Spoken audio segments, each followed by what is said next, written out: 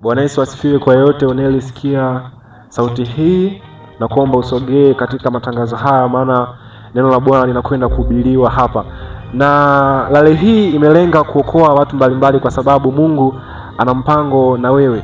Amani, mnaweza mkaishi pamoja kama hamjapatana, lazima mpatane.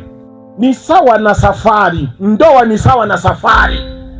Huwezi ukaishi pamoja na mke wako siku zote, huwezi ukaishi pamoja na mume wako siku zote kama hamjapatana.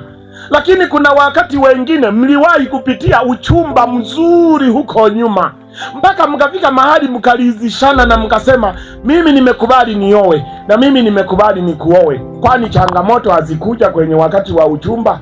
Mbona kwenye uchumba mlivumilia? Maana pia mlisikia mala akatunda kakahabulere, mala mweno yoko boibaka kwa kankolo, mala bali na mbizi. Mbona mlisofu hayo matatizo na mkayamaliza? Inakuwaje mnapooana mnasahau kwamba vile vikwazo tulivyokuwa tunavipitia kwenye uchumba bado hata kwenye ndoa vitafanyaje? Vitakuja.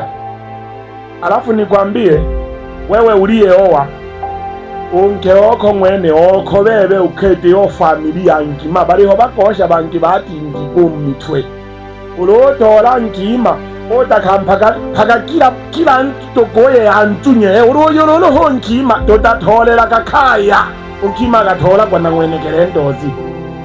Bwana ni mwema jamani, wakati wote bariho bakikolo bange mpaka antunye mweyo mwinga alo nene kinantunya kanene hafu na antoka kwa nene anahasala kugugesha nami hecha kuyo wene onge unkime de ng'ombe yini twale mwasambi na loya lo bihangi na gagole dutwa yengi.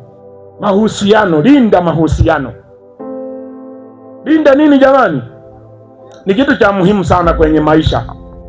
Safarini vikwazo hutokea, lakini wasafiri huzikabili kwa umoja.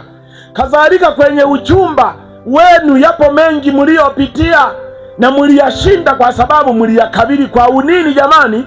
Kwenye familia changamoto lazima ziwepo. Musikubali ziwatenganishe, mpoteze mawasiliano. Musikubali changamoto zitokee halafu ziwatenganishe. Ekaya ndimu sana olowilanga kobulaka numpole nkosha uko bisage tola na ugoga yuwelonge nolu hatololo ugoja gibisa wado byalirwa mumapali unene na byalirwe mumpali yabakima bane enkosha uke ilo no mwela gege tohomwe faida